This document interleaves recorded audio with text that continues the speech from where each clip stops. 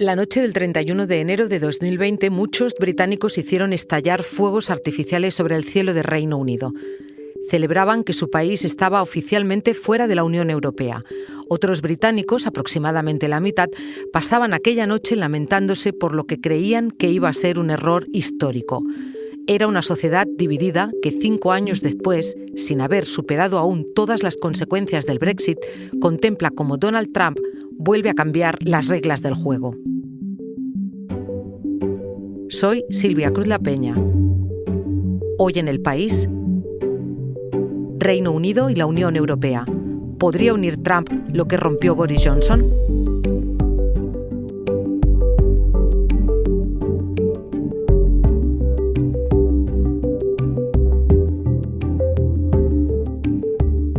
Hola, Rafa. Hola.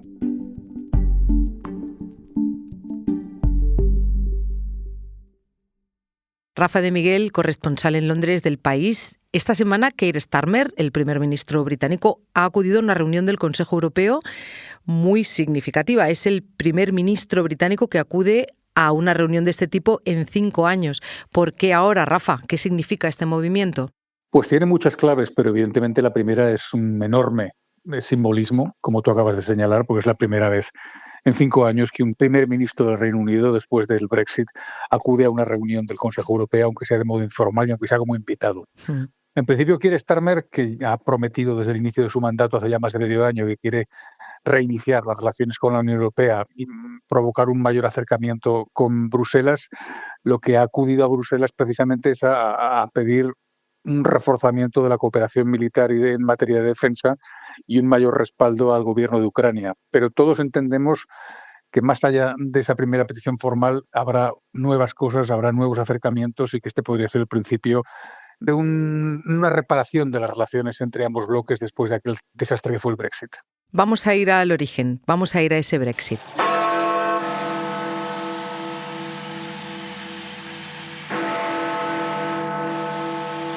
Escuchamos la celebración en Londres, las campanadas del Big Ben, que marcaban hace 5 años que era 1 de febrero de 2020 y que, por tanto, Reino Unido ya no era miembro de la Unión Europea.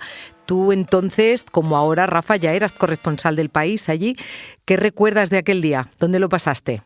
Pues era un día bastante anodino, evidentemente. En términos informativos fue un día de mucho trabajo, por lo que significaba.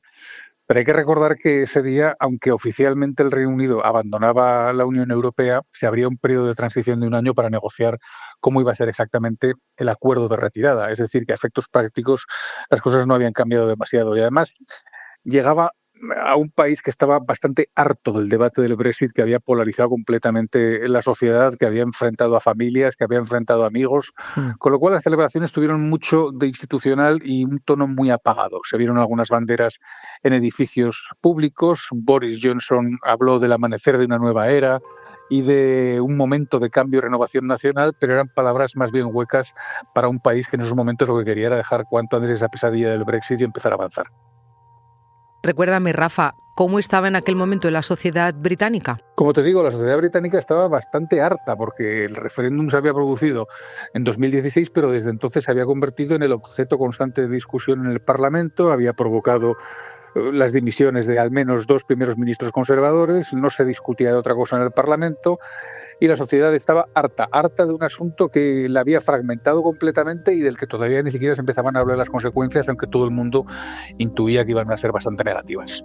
Harta y dividida, porque de hecho he recuperado tu crónica de aquel día, Rafa, y comenzabas diciendo que el primer ministro de entonces, Boris Johnson, partidario del Brexit, tenía un reto de dimensiones colosales: recuperar la unidad en un país dividido entre los que recibían la salida como una liberación y los que la consideraban una tragedia y un error histórico. ¿Cumplió algo de aquella misión Boris Johnson? No la cumplió en absoluto, entre otras cosas porque uno de los primeros factores de división era el personaje de Boris Johnson, que, como recordaréis, acabó de un modo desastroso su mandato con una dimisión después de aquellas fiestas escandalosas que protagonizaron su equipo y él en Downing Street durante el tiempo del confinamiento. Pero evidentemente Boris Johnson, por mucho que utilizara palabras huecas en el sentido de reunificar al país y de volver a enderezar una situación tan complicada como la que había producido el debate del Brexit, lo único que hizo fue echar más leña al fuego y es un personaje que todavía acrecentó más las divisiones y la polarización en la sociedad británica.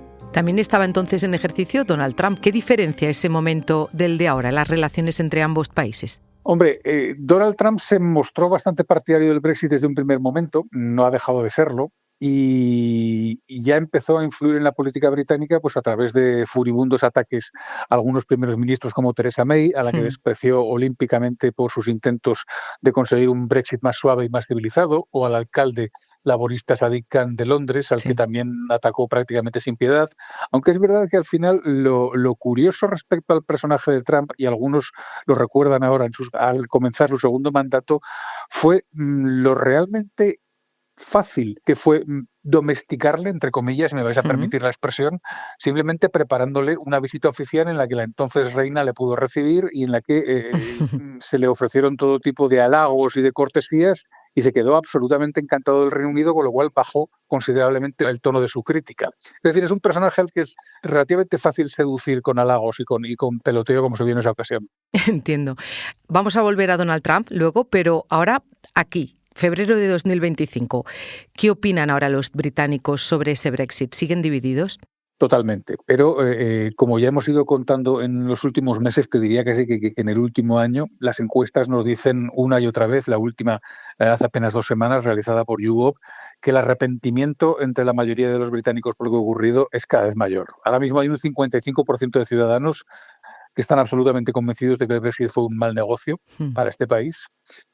Hay otro 55% de esa encuesta que dice que les gustaría mucho volver a la Unión Europea, e incluso entre los más fervorosos defensores del Brexit, los que todavía siguen pensando que la decisión fue la acertada, pues hay prácticamente 1 de cada 6 preferiría que las cosas hubieran sido de otro modo, y entienden que el Brexit no ha aportado nada positivo a esta sociedad. Y lo trágico, desde luego, como hemos contado a lo largo de muchas crónicas, es para los jóvenes, para los que no pudieron en su momento participar en ese referéndum y a los que se les cerraron todas las puertas del continente europeo después de aquella decisión. Un 75% de los jóvenes, si pudieran, revertirían el resultado de ese referéndum y volverían a incorporarse en la Unión Europea para poder gozar de las ventajas que ven que los jóvenes europeos tienen y ellos no.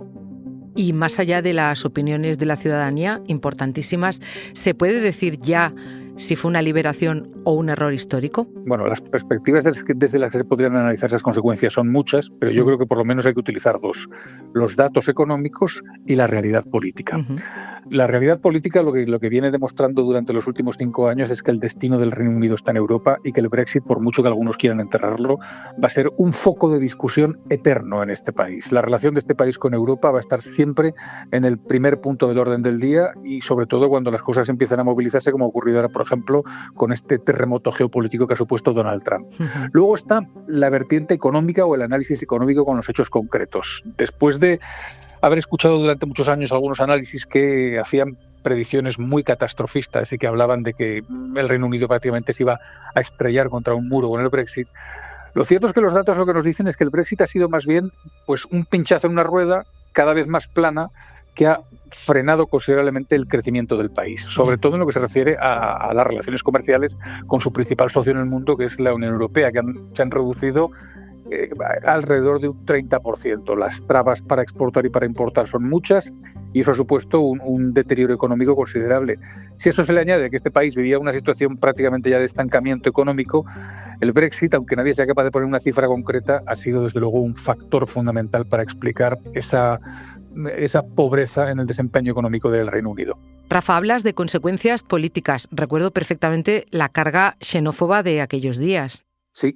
Y recordaréis perfectamente cómo el eslogan que se utilizó tanto en la campaña como posteriormente era aquel take back control, recuperar el control, que todo el mundo entendía que básicamente se refería a recuperar el control de las fronteras, porque el asunto de la inmigración fue un asunto clave para entender el voto del Brexit. Y la realidad es que, como decía hace poco el sociólogo John Curtis, si lo que se pretendía era crear una sociedad multicultural, multiétnica y con diversas razas, pues el Brexit lo ha conseguido plenamente. Evidentemente lo decía de un modo irónico, porque probablemente los que votaron a favor del Brexit perseguían completamente lo contrario. Pero lo que se hizo es que, una vez que el Brexit fue una realidad, cambiaron las leyes migratorias de este país, se prohibió completamente la entrada de los ciudadanos europeos, se acabó con la libertad de movimiento de personas que consagraba la Unión Europea, y lo que se hizo al final fue abrir las puertas a otro tipo de países no comunitarios que estaban igualmente deseosos de llegar al Reino Unido. En los últimos años el promedio ha sido aproximadamente de entre 800 y 900.000 personas por año que han llegado a este país, muchos de ellos procedentes de Asia, de India, de Pakistán, pero también de África, que han venido a ocupar los puestos que estaban ocupando ciudadanos europeos, tanto en la hostelería como en la sanidad o como en la atención a la dependencia. Es decir, si lo que pretendían era frenar la inmigración, podemos decir que el tiro le salió por la culata completamente y además el giro en la realidad social y el giro en la estructura del mercado laboral fue radical. De hecho, Rafa, te voy a poner unas declaraciones de una chica española en Londres que grabaron los compañeros de vídeo del País hace 5 años.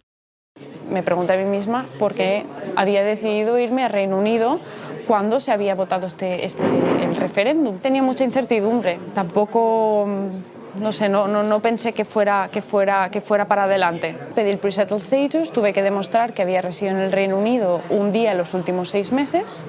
Y entonces aporté pues, el contrato en la embajada y aporté también la matrícula de la universidad, aunque no era necesario tanto. Y nada, me contestaron bastante rápido, diciendo que sí, que me habían concedido el permiso de residencia limitado. Rafa, ¿se les ha complicado la vida a los españoles en Reino Unido durante estos años? Son casi 200.000, según el Instituto Nacional de Estadística. ¿Cómo y en qué ha cambiado su día a día? Este es un asunto muy complejo y muy interesante a la vez. Para hacer un breve recordatorio, cuando el Brexit está a punto de ser una realidad, se advierte a los ciudadanos europeos que vivían en el Reino Unido que si querían mantener los derechos que tenían en esos momentos, derecho a la sanidad, derecho a poder acceder al mercado laboral, derecho a las prestaciones sociales, tenían que conseguir lo que se llamaba un pre-settlement status, es decir, un permiso de preresidencia. Lo empezaron a pedir muchas personas, entre ellos yo, por ejemplo, y de repente se descubrió que si se calculaba que había unos 200.000 españoles residiendo en el Reino Unido, la cifra final acabaron siendo 400.000. Pero 400.000 que pedían ese permiso previo de residencia. Había que esperar luego 5 años y 5 años después conseguías ya el permiso de residencia definitivo. No hubo muchos problemas a la hora de pedir ese primer permiso. Los problemas han llegado a la hora de pedir el segundo, porque hubo muchas personas que o bien no se quedaron a vivir de manera fija en el Reino Unido, volvieron a sus países, han ido y han vuelto y tienen más complicado demostrar su permanencia durante este tiempo. Pero en general, más o menos ese sistema, que era un sistema recíproco, también se aplicaba en Europa, ha funcionado bien con algunas excepciones. Personas mayores que a lo mejor no se habían enterado muy bien de qué es lo que tenían que hacer, personas que a lo mejor estaban en situación de indigencia, personas con problemas de salud mental. Hay un pequeño margen, hay una pequeña bolsa de personas a las que los problemas no han parado de acrecentar desde que ese sistema se puso en marcha, pero en general más o menos ha funcionado. Vamos a seguir hablando de las consecuencias de ese Brexit, pero dame un momento, Rafa. Enseguida volvemos.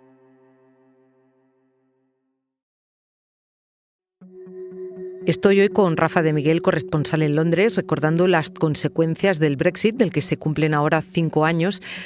Rafa, en aquel momento Boris Johnson fue el líder que protagonizó la salida de la Unión Europea. Después de él ha habido 3 primeros ministros, los conservadores Liz Truss y Rishi Sunak y el actual laborista Keir Starmer. ¿Dirías que la inestabilidad política en Reino Unido ha sido todo este tiempo consecuencia del Brexit?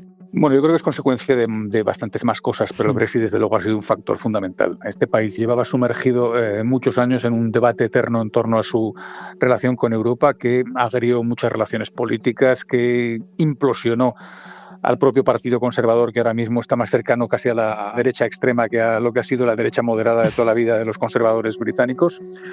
Pero hubo más razones, es decir, también este país arrastraba desde hace muchos años la austeridad impuesta por el gobierno de David Cameron, que había dejado prácticamente en el esqueleto algunos servicios públicos como la sanidad, como la educación o como los beneficios sociales, y todo eso había generado una desigualdad enorme. La economía británica, además, tiene un problema de productividad considerable, una crisis de vivienda también muy grande, y todo esto pues tiene que ver con 14 años de gobiernos conservadores que estaban prácticamente agotados en lo que a ideas se refiere y que además pues se habían envenenado a sí mismos con el debate del Brexit. Es decir, que todo eso pues también es fundamental para explicar la inestabilidad política. Rafa, hablemos de cultura, que siempre se queda un poco al margen. ¿Tú dirías que ha perdido hegemonía Reino Unido? ¿Ha perdido algo de su papel en el mundo durante este lustro? Yo, debe ser que un poco porque tengo síndrome de Estocolmo, sigo pensando que el Reino Unido tiene todavía una capacidad de influir en el mundo y que todavía resulta atractivo, ¿no? Su cultura, Hmm. su idioma, sus posibilidades, sobre todo en una ciudad tan cosmopolita como es Londres. Pero es evidente que ha perdido influencia. Es evidente que ha perdido influencia porque desde el primer momento en que el Brexit fue una realidad, sus artistas, por ejemplo, ya no pueden viajar libremente por el continente europeo. Se ha Hmm. vuelto muy complicado para las bandas musicales, para los solistas poder planear conciertos, porque le supone una cantidad ingente de dinero y de trabas burocráticas para poder obtener los visados país a país. No existe, por ejemplo, un reconocimiento mutuo de cualificaciones profesionales. Es decir, Hmm. un ingeniero o un abogado británico ya no puede trabajar libremente en Europa reconociéndosele sus titulaciones y su capacidad como ocurría antes del Brexit. Y a la inversa ocurre lo mismo. Ya no es tan fácil, por ejemplo, el fichaje de futbolistas Hmm. como podía ocurrir antes de la salida de la Unión Europea. Ha habido un suelte de amarras que evidentemente ha perjudicado más a este país que a la propia Unión Europea, aunque yo creo que el daño ha sido mutuo, porque también hay muchos europeos que siguen echando de menos pues, lo que aportaba al espíritu del continente de la Unión Europea un país como el Reino Unido. Y de hecho, una de las cosas que más se están pidiendo ahora mismo para intentar reconducir las relaciones por parte de Bruselas es el famoso esquema de movilidad juvenil, la Hmm. posibilidad de que los jóvenes otra vez puedan volver aquí al Reino Unido y viceversa, y los jóvenes británicos a Europa para estudiar, para trabajar y para compartir cultura y experiencias y vivencias. Ahora que hablamos de la Unión Europea, esto que oímos es la despedida de aquel 31 de enero de hace 5 años en el Parlamento Europeo, un momento en el que algunos eurodiputados lloraban. Y hoy, Rafa, 5 años después, hemos empezado este episodio con ese viaje a Bruselas de Keir Starmer, a título casi de hijo pródigo, como decías tú en tu crónica firmada con María Sauquillo. ¿Cómo están las relaciones ahora mismo con la Unión Europea? Mira, hay una voluntad por parte tanto del gobierno británico como de la Unión Europea de reconducir las cosas.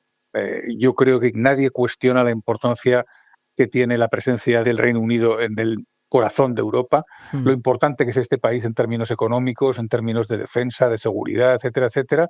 Y además existe una clara voluntad por parte de ambos lados del Canal de la Mancha de reconducir las relaciones y de volver a establecer una cooperación firme, que ha empezado a construirse en asuntos como la seguridad, la defensa, la amenaza del terrorismo, el cambio climático, la inmigración. Hmm. Son asuntos que preocupan a las dos partes y en los que creen que se pueden empezar a construir unas bases sólidas para ir luego más allá, probablemente para mejorar las relaciones comerciales y para poder tener un ámbito de diálogo más fluido.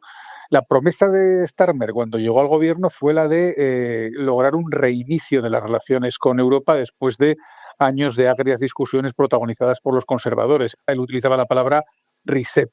Lo que pasa Hmm. es que a todo esto hay que añadir que Starmer sigue siendo un hombre muy temeroso de la amenaza de la derecha populista en el Reino Unido, Ya. tiene miedo de que aquellos votantes laboristas que en su día fueron seducidos por el Brexit vuelvan a enfadarse si ven que hay un acercamiento excesivo a Europa, y todo lo hace con mucha, mucha cautela. Y eso hace que por parte de la Unión Europea pues haya cierta inquietud y incluso cierto despiste, porque no acaban de entender muy bien qué es lo que quiere Starmer. En cualquier caso, hay programado ya una reunión el 19 de mayo que probablemente se realizará aquí en el Reino Unido Ujú. de alto nivel para empezar a reconstruir esas relaciones, y es muy probable que poco a poco, de un modo suave, sin que se note demasiado, este gobierno, el gobierno británico, empiece a acercarse más y más hacia el que muchos historiadores creen que es su destino natural, Europa. Y volvemos otra vez a Trump. En ese artículo que te mencionaba, Rafa, explicabais también que de alguna forma Starmer buscaba el cobijo del paraguas comunitario, pero a la vez el presidente Trump ha indicado que el Reino Unido podría salvarse de la batería de aranceles que su administración pretende aplicar a los productos de la Unión Europea. Y ahí está el canto de sirena o la trampa que muchos están señalando al propio Starmer. De hecho, hace apenas unas horas cuando le han preguntado ha dicho que no quiere tener malas relaciones ni con Estados Unidos ni con Europa, que no se trata de elegir a uno frente a otro. Pero todo sugiere que Trump le va a hacer elegir.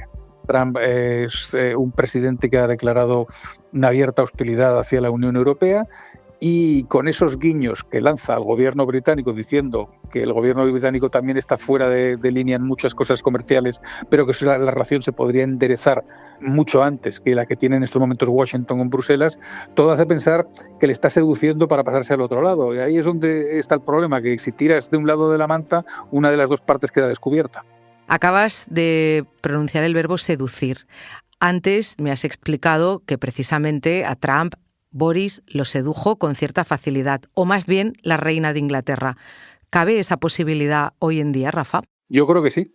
Tiene ciertos orígenes escoceses el propio Trump, como le ocurre a muchos estadounidenses, tiene una querencia oculta por los británicos y por toda la cultura que simbolizan.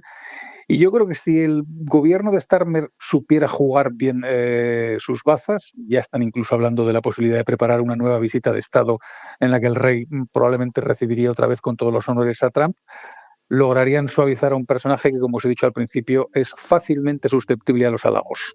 Pues veremos qué puede hacer Carlos III de Inglaterra y volveremos a hablar entonces, Rafa. Gracias. Un abrazo.